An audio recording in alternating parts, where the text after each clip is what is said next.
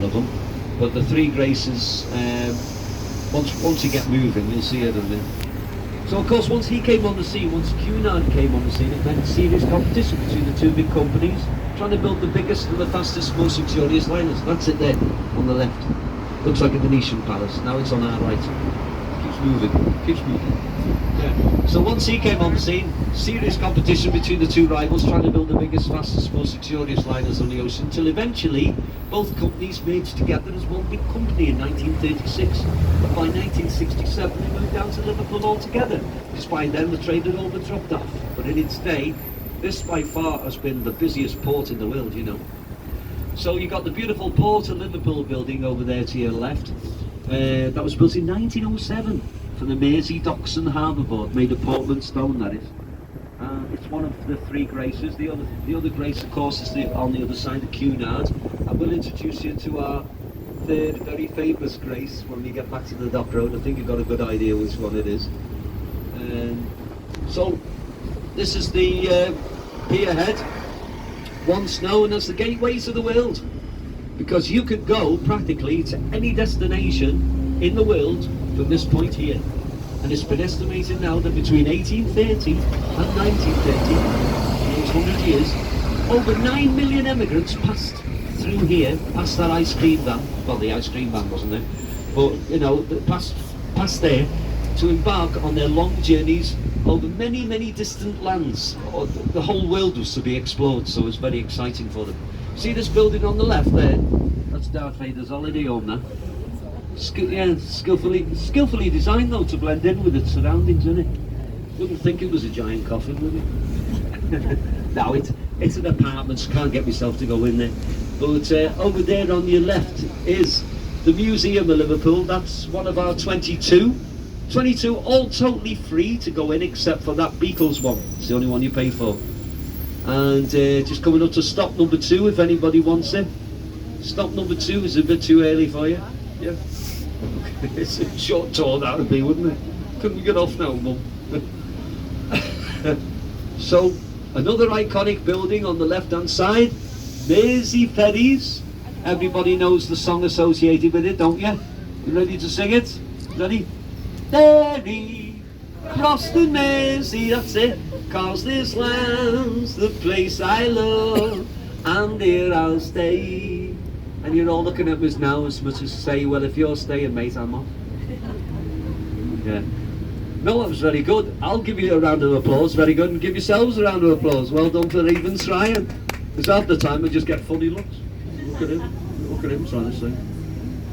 So, it's now going to be called Jerry Marsden's Ferry. It's about time, because he wrote the song in 1965. The poor soul died last year, waiting with it. So the Beatles statue that you saw there, that's our most recent and our most decent statue to the Beatles.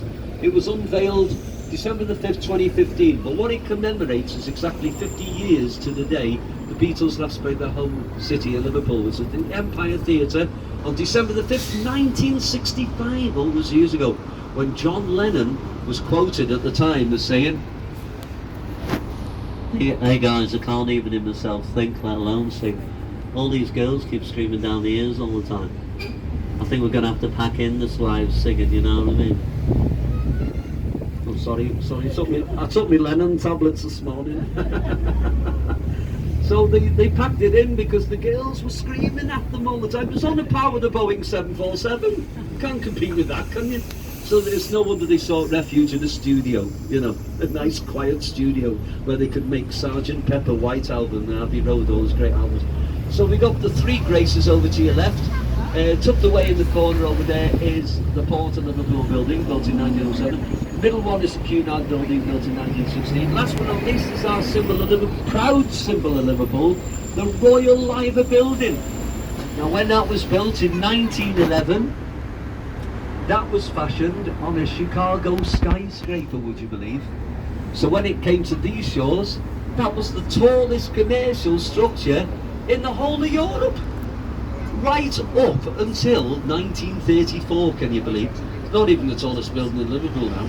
But right at the top there is our Liver beds, and they're made of beaten copper. They're taller than this, the double-decker bus, 18 feet in height.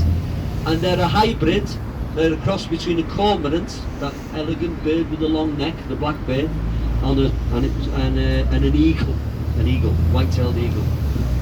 No known artist drew it. Don't know who he is, but he should have a statue too. On the right-hand side, just on the corner there, is Our Lady of St Nicholas's Church, 1811 when that was built, in the 5th place of worship on that side. And on this corner is the building. It's not telling you to keep quiet, it's actually top secret military base. I shouldn't be telling you this, it's top secret because at one time, right, in the 1940s, Commander Max Horton was in charge of strategic operations in there. But what I can tell you is that nowadays you can walk in there and you go down about 30 steps inside the building, and it leads you right under this road to an area of corridors, offices with maps and wall bunkers. They're all totally preserved, just as they were in the 1940s. Absolutely amazing museum, and it's called Western Approaches, because the Germans had always approached from over there, over the River Mersey. Bombed our chip shop a few times as well. You've probably heard about that. I think Adolf Hitler had his chips by the end of the world. Yeah. So yeah, we were the second most heavily bombed city in the UK. Yeah. Unfortunately, 38 days and nights of constant pounding. Yeah. He had it in for us, did Adolf. So over there on your left-hand side is one of the oldest railway stations in the country. That's Exchange Station. Yeah, that was built in 1870, and as you can see, it's still got the name by the gates. As we pass the second gate there it is, Exchange Station. So very old railway station. Guys, just to let you know, we have 3 tunnels in total. The first of those was the railway one, which was opened in 1886, and it was the deepest. It's a mile deep right under the River Mersey, and it still is. It's a good job, isn't it? You know, we'd be panicking if it wasn't. Yeah. And a mile deep right under the River Mersey. It was converted from a steam line into an electric line in 1903, and then of course they had the 2 roadway tunnels. The first of those was opened in 1934 by the Queen's granddad, King George V. The Queen herself opened the last but not least of them on June 24th, 1971. So in the words of Cilla Black, we got a lot of tunnels, Chuck, surprise, surprise. What's your name and where'd you come from? I'm sorry, you took me Cilla tablets now. I have these outbursts now and again. So, I'll have to apologise. Right at the top of the street on the right hand side is our town hall, probably spotted there, with the balcony outside it. On that balcony, on the 10th of July 1964, stood the Lord Mayor of Liverpool, all proud of himself, because he had 5,000 girls screaming up at him. He thought he was a rock star. I am a rock star. And he looks to the left and he sees 4 lads stood at the side of him, and he thinks, oh, I might have known. I think he might have known who they were. Yeah, of course it was. Frankie Goes to Hollywood. No, of course it wasn't the Beatles, of course it was the Beatles. But they were homecoming heroes at the time because they were premiering A Hard Day's Night that day that they were on the balcony waving to the fans. Talking of Beatles, just there on your left, Matthew Street, the most iconic street in the world. Halfway down it, the most iconic club in the world, the Cavern Club, where the Beatles started. And just here on your left, The Hard Day's Night, the most, well, it's Beatle themed obviously, with some more statues up there. Doesn't that, have a good look at this. Now tell me if I'm wrong. You see that? Sorry about that. See this statue here, the second one along? Hang on, can you see it? Yeah, this one here, just above the bus. Doesn't that look to you like Billy Connolly? It does though, doesn't it? It's supposed to be George Harrison. Yeah, yeah, it looks just, you know, can you imagine him saying, hey, I'm a bit confused. Am I in the Beatles? I never know. It's no wonder the poor lad's confused. But you know what they mean, they're called together again. They're the statues nonetheless. Anybody want the bus stop? Anybody want this bus stop? No? You're all looking at me. This is number 4. I think you said you wanted it, didn't you? I had a feeling you did. Okay, so have a nice time, and we'll probably see it again. Sorry? This one? Oh yeah, yeah. I thought you were pointing over there, sorry. I thought you were going this one. Oh, thank you very much. Thank you. Thank you very much. I thought you said something else there. All right, thanks very much. Thank you. Oh, hello. Oh, that was a quick change. How are you? All right, nice to see you. Just to let you know, guys, the last tour of today, okay? And even though I don't look it, I'm the tour guide for today. So you've got me to put up with. Yeah, so I think have you brought the family? No, just yourself. Okay, yeah. Right. So the shopping district just behind us. Actually, that holds a very strange secret under there because there's an enclosed dock now. If you stay on the tour long enough, I will explain a little bit more about it. It's a very strange secret about our city. So now looking over to your left, Victoria Monument. She was only a very short lady in real life. She's only 4'8". They made her 7'9" there, just in case you missed it. This is what our city's like, you know what I mean? And she was unveiled 1906. The real one died in 1900. She was the second longest reigning monarch in UK history, except for the Queen that we lost about 8 months ago was the longest reigning by 7 years. We're now on Castle Street.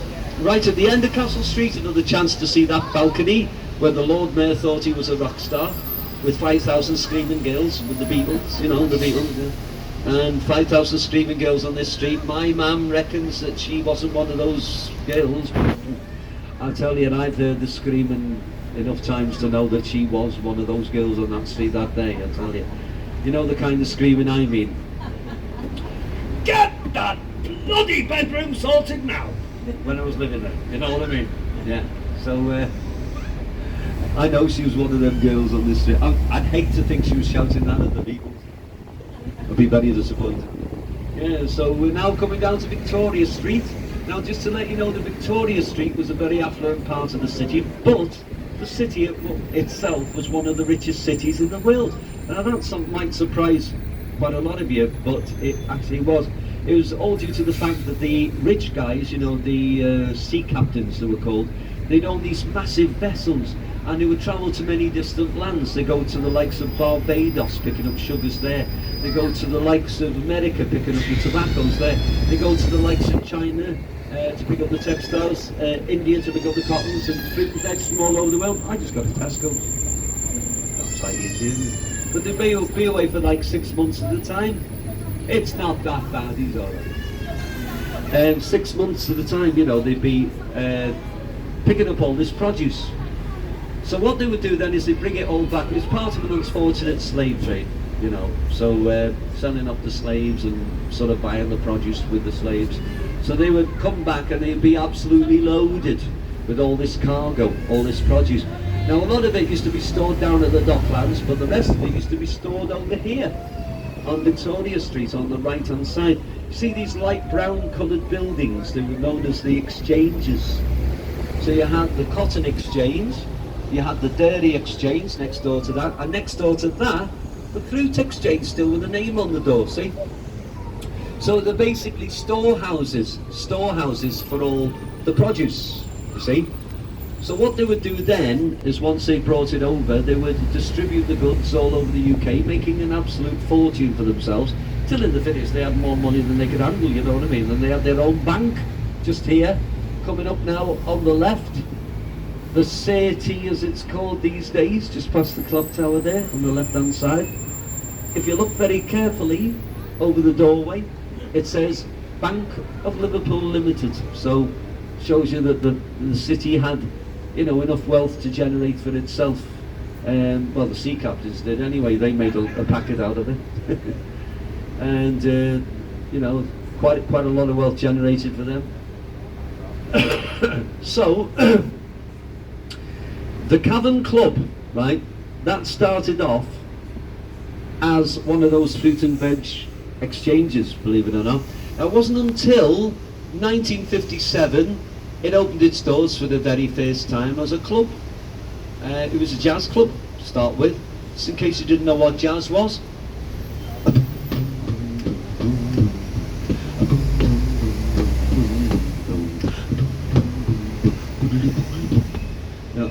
Bit boring, like, you know.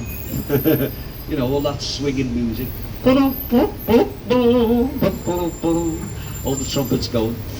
So it was, you know, jazz club to start with for 3 years, and then all of a sudden in 1960 they had a new craze all over the country. It was called skiffle. So the Cavern Club became the Skiffle Club. Now if you didn't know what skiffle was, I'm going to give you a quick example, okay? Oh, my old man's a dustman, he wears a dustman's hat.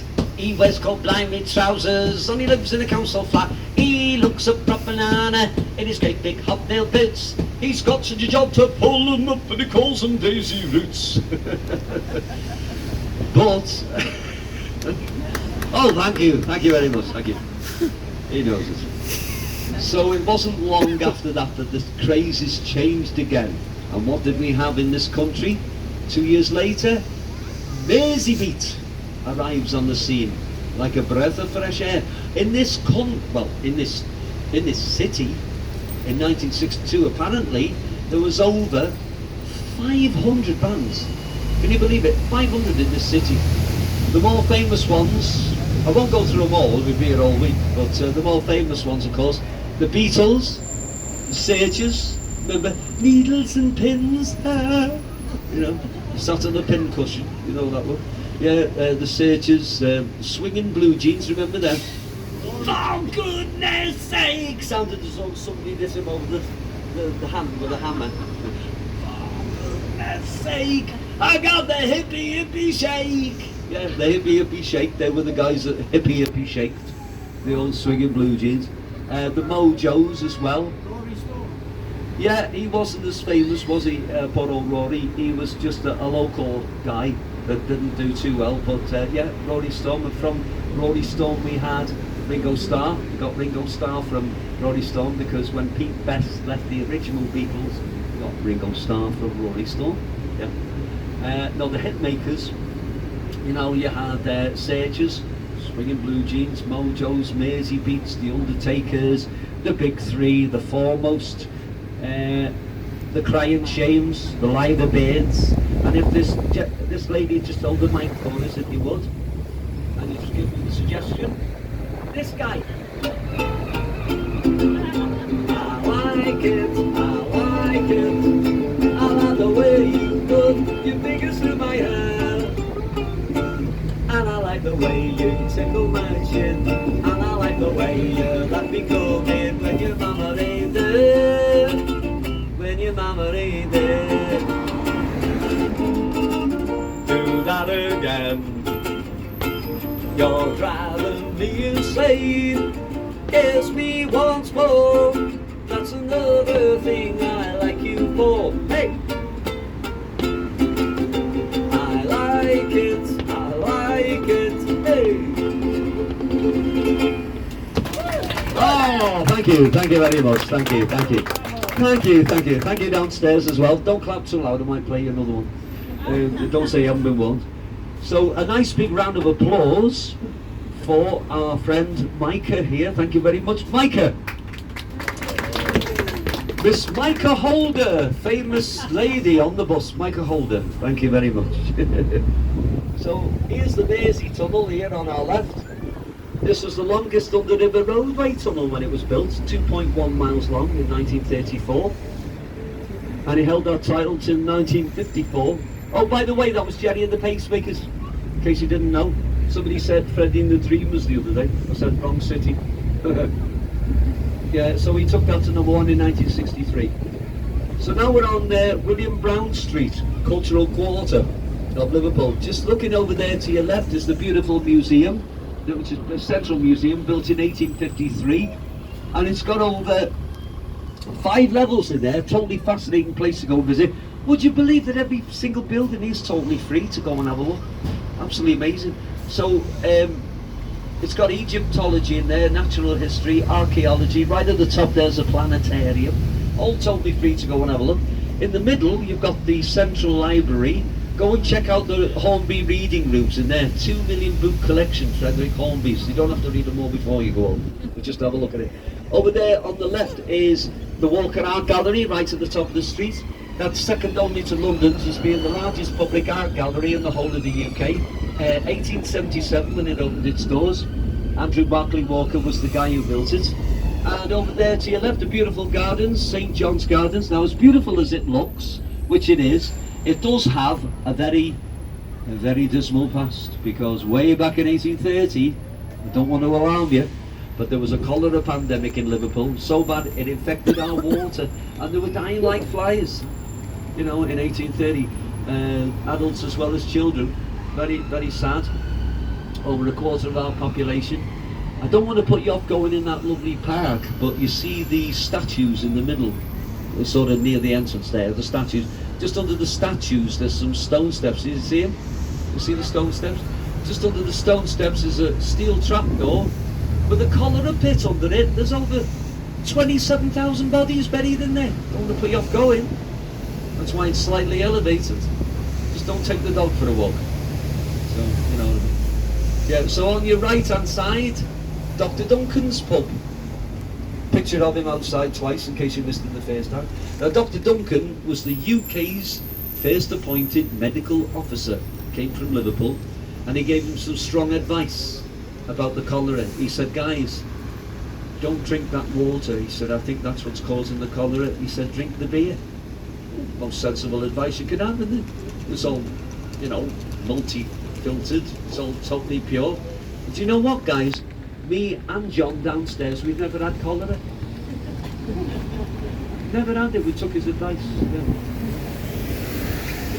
Yeah, so just at the top of this gardens here on the left-hand side is beautiful St. George's Hall. Now, this was built in 1854 by Harvey Lonsdale Elms. When he was only 34, he died, so it made his lifetime's work. According to King Charles, who's been just about everywhere in the world, that is the finest example of neoclassic architecture in the whole world. It's got a banqueting hall, a law court, and a dungeons for the criminally insane. Kept the locks off the doors in case you want to visit. And just there on your right is the world's first commercial passenger railway station. It's the world's first. Lime Street. Opened its doors in 1836. And over here to your left is the St. George's Plateau. This is where all the happy and sad occasions happen. For instance, when we had Eurovision a couple of months ago for Ukraine, held some of the events on there, happy.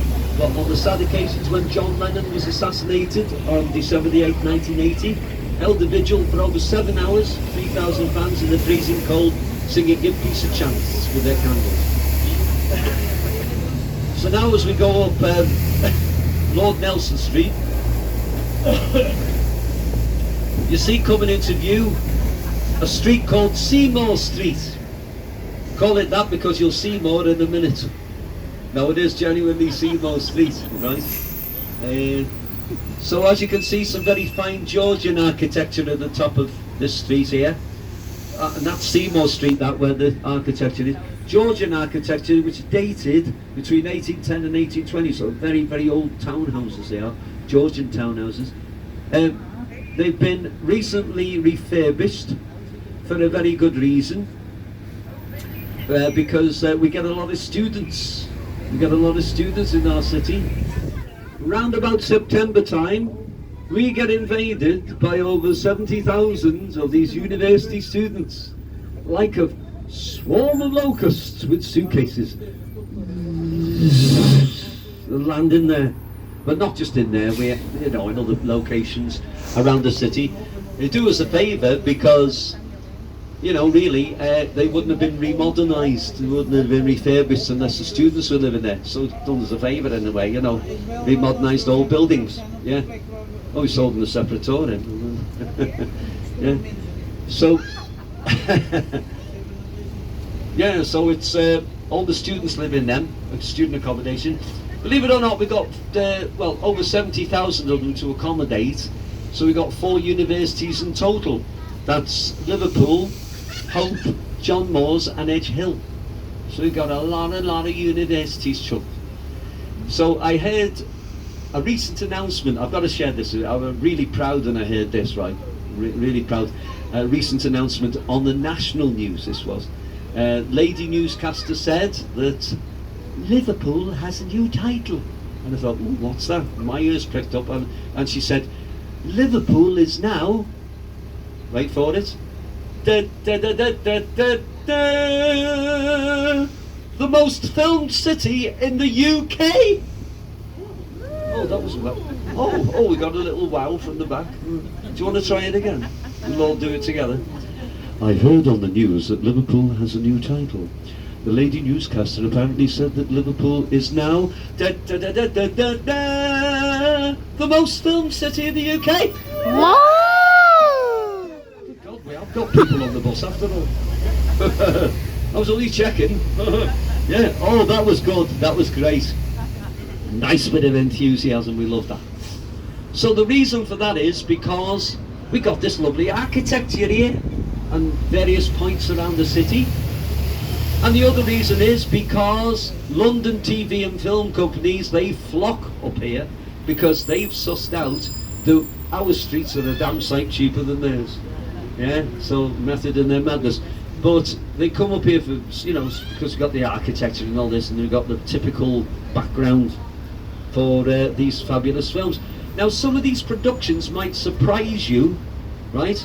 But they are things that you've already seen yourselves. Things like Batman. That was filmed here, the new Batman film. Yeah. Yeah. And it is official. The Royal Liver buildings are now Gotham City Police Headquarters. Oh, thank you very much. Thank you. You didn't wake up to that one. Yeah. But listen, I've never heard Commissioner Gordon speak in Scouse. I don't know if you have. That'd be something, wouldn't it? Alright, Batman, you just arrived in the nick of time, like, do you want a bevy before you go on your kiss? It'd be good, that, wouldn't it? Yeah. You haven't brought that soft lad with the funny mask and the yellow cable eyes and waste of space in, innit? It's true, it could be Scouse Batman, couldn't it? Amazing, yeah. So, the other one, another they'll probably be making that now. Another one is Harry Potter and the Deathly Hallows. Anybody seen that? Yeah, it was filmed in Liverpool, and they actually cordoned off the Mersey tunnel so that Harry and Ron, his mate Ron Weasley, could do the broomstick launch, you know, through the tunnel. You remember the scene when they're surfing through the tunnel? It was a Mersey tunnel. They cordoned it off. The funny side of it now is when they got, on the broomsticks, yeah. So when they're riding on the broomsticks, they got as far as Birkenhead at the other end, and they saw a sign saying, cars, vans, motorcycles with no broomsticks. But the guy at the kiosk was very fair. He said, give us a quid each and I'll let you off. Sorry about that. Don't tell your mates that one, they'll disown you. all the schoolyard will empty when you say that one. Yeah. I shouldn't mention school, should I? You're on holiday. Sorry, you're on holiday. Yeah. So of course this is Skellone Street. This used to be called Limekiln Lane for a specific reason, because this is where the lime was brewed, where the bus stop is that we just gone past on the left hand side. They used to brew the lime, but the only problem, well, there's no problem with the lime. They used to use it for brushing the decks of ships clean, apparently, but the only problem was the location, because it was directly across from a hospital of all things. You know, and the last thing you need when you got a hospital, well, when you got a hospital, is a dirty big lime kiln outside your doors pumping toxic fumes day and night outside, you know what I mean? So one of them had to go, and it was the lime kiln. They said, can you shift that foundry? It's a damn nuisance. So they did. But of course, we inherited Lime Street Station in the meantime, the railway station. That's how we got a name, Lime Street, because of the lime that used to be brewed there. So this is Lime Street itself. And this, while we stood here, I'll better tell you, round about the turn of the 1800s, you know, into the 1900s, this used to be a quite well-known area for the ladies of ill repute, or shall we say horizontal persuasion. Ladies of the night, call them what you will, you know, or negotiable affections, you know, the ones I mean, yeah. So, she's chuckling downstairs, but they were, yeah. So the sailors had come up here looking for a good time on a Saturday night, and half the time they were victims because they fell in the clutches of Maggie May, not Rod Stewart's Maggie May, way before her time. She would get them blind drunk in Lidl's. Well, it wasn't Lidl's then, it was a gin palace. You've got to use your imagination. It was gin palace. But while they were in that blottoed state, she would nick the uniforms and sell them off to the pawnbrokers, nick the money, so the poor lads are running around starkers with no money. And she was up before the judge so many times, she was hopeless at it. He said, look, you've done it too many times. You're getting on my nerves now. He said, sending you all the way to Botany Bay in Australia. Well, she was highly delighted, wasn't she? Because once she got on that ship with all those sailors, she's a bloody millionaire by the time she got to Australia. What kind of punishment's that? Unbelievable. Unbelievable.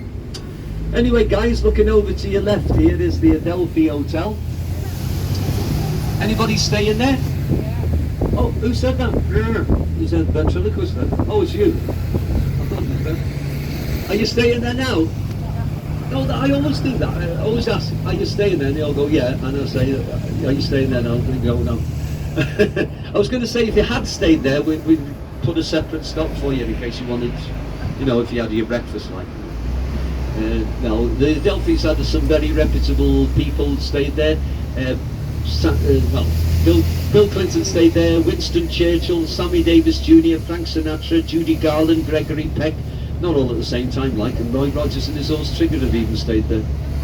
And we're now on Brownlow Hill, just to give you a little background to the next cathedral that we're going to see at the top of this hill. I'm going to introduce you to the first of our cathedrals.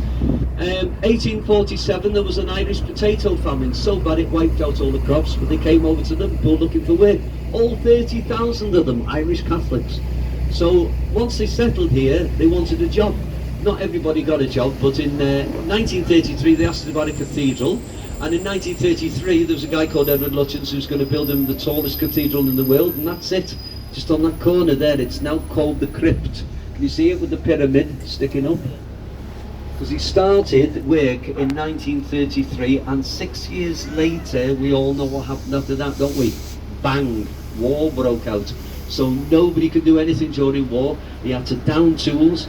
Edward Lutyens, the architect, died during the war. The team ran out of money. Nothing else could be done. So that's the way it stayed. That, on the plans, was going to be the world's tallest cathedral. 374 feet in height it would have been. Even taller than St. Peter's in Rome. Hell of a size. So nowadays, it's a fantastic museum. It costs about £4 to go in, but oh, what a museum. It's got all sorts of weird and wonderful artifacts. It's got like a chapel down in the basement. It's got rolling granite doors that come out of recesses. Really amazing place. And it's known as the crypt. So if you want to go and visit that, really good. And it's got the original plans for the world's tallest cathedral. So the Irish Catholics, they got their cathedral in the end. In 1960 there was a competition held asking for someone who could build a cathedral in 5 years. What a challenge, eh? And guess what? A Protestant won the competition. It could only happen in Liverpool, couldn't it? And the Protestant built this, the Catholic cathedral. His name was Frederick Gibbard, and he did a good job. He built it, actually built it within the 5 years that he was challenged to build it in. Started in October 62 and finished in May 67. Not the world's tallest, of course, you can't expect it to be, but it's called the Metropolitan Cathedral of Christ the King. We locals just like to call it Paddy's Wigwam. Looks like, oh yeah, that's right. My dad said when he first saw it, he said to me mum, hey look Kath, he said there's the Pope's launching pad, because it looks like a rocket, doesn't it? Yeah. So you got the busies coming past, let them go past there. Can't compete with that. We got an alleyway just behind this bus on the left hand side. Probably see the 20 sign there. Not much to look at, like just a bit of an alleyway. It goes round the corner, and that's where an old hospital site used to be. The old hospital used to be called Oxford Street Maternity Hospital, and that is where on October the 9th, 1940, a certain baby boy by the name of John Winston Lennon was born. During an air raid as well, so he almost lost the Beatle before he even started. Yeah, so in those days it wasn't standby events, it was get under them quick, because they used to use them as shields, didn't they, the events, for the falling buildings. Now we're on Hope Street, And apparently this is the only street in the whole world that's got two cathedrals at either end. Everyman Theatre there on the corner on the left. That's where Julie Walters, the funny lady, you know, Julie Walters and Victorian one, they started there. Also, the name's Bond, James Bond, Daniel Craig, that's where he started his acting career. Anybody want this bus stop? Anybody want this bus stop? No, nobody? Okay, that's good, because we were just past it. Just over there on your right is the Philharmonic Dining Rooms. I can't recommend this place highly enough. It's like a palace in there, and I could put money on it. It would be the best pub that you'd ever set foot in, Micah. Absolutely brilliant, yeah. No, it's actually been voted as the most ornate pub in the whole of the UK by both TripAdvisor and the English Heritage Foundation. Don't come much more recommended than that. It's started off life as a gentleman's club in 1900 when it was built, so it's got the most expensive gents toilets in there. They're grade 1 listed, like the building, and they're built from Rosicrucian marble, very rare form of marble. I know you'd be a bit curious, girls, and you can go in. Yeah, you can actually go in the gents toilets, provided Dickie Lewis isn't coming out at the same time. Yeah, so yeah, so you can go in there, and that's the place where Paul McCartney played his secret gig with James Corden's Carpool. You might have seen it on, yeah, that's the place where he played his secret gig. And all it said outside was local lad on tonight. Nobody had a clue it was in. So with your tickets on this bus, you show them at the counter, you're entitled to a free glass of bubbly. Don't get too excited, it might be fairly liquid. No, it's Prosecco. It is Prosecco. Over there on your left is the Faulkner Street. That's where all the Victorian productions are done, like Peaky Blinders, Sherlock Holmes, Batman, House Through Time, Harry Potter. Over here on your right, the old art college where John Lennon studied for 3 years. Well, I say studied, that's where he stayed anyway, you know what John was like. Next door to it is the Institute, where Paul McCartney and George Harrison used to go to school. But Paul McCartney was one step ahead, because what did he do? He came back to Liverpool and he bought his old school. Fancy buying your old school? Glad to see the back end of mine. Yeah. He came back to buy his old school, and he called it LIPA, which is now a music and dance school. LIPA stands for Liverpool Institute of Performing Arts. And Paul religiously every year, well every summer, still comes back to give the successful students their diplomas. There you go, kids. Yeah, old Paul McCartney. He was in there 2 weeks ago. So anybody want this bus stop? Nobody? Okay. So over there on your left, guys, is the world's 5th largest cathedral, the beautiful Anglican Cathedral. That's 331 feet in height, made of local sandstone. It's got the highest bells in there of any cathedral, the highest vaulted archway. It's got the loudest musical instrument, the Willis organ. And guess what? It took 74 years to build that. Yeah, from 1904, never finished till 1978. Giles Gilbert Scott was only 22 when he started building it. And of course he didn't stay 22 for long, and unfortunately he died during construction, but what a construction he made. So now we're on Rodney Street. This is the Liverpool's answer to Harley Street in London. So it's got doctors, practitioners, dentists and plastic surgeons are all based down the side here. There's a black door, number 62, just on the left there. That's where 4 times Prime Minister William Gladstone was born. And just on this corner, Henry Booth, the black door there. Henry Booth used to be the managing director of the world's first commercial passenger railway station, which of course is Lime Street. There was talking of churches and stuff. We got one here, just on the left. This is St Luke's Church, otherwise known as the bombed out church by us locals. This was totally gutted during the May Blitz of 1941 during the Second World War by an incendiary device, courtesy of that menace Adolf Hitler and his gang, the Luftwaffe.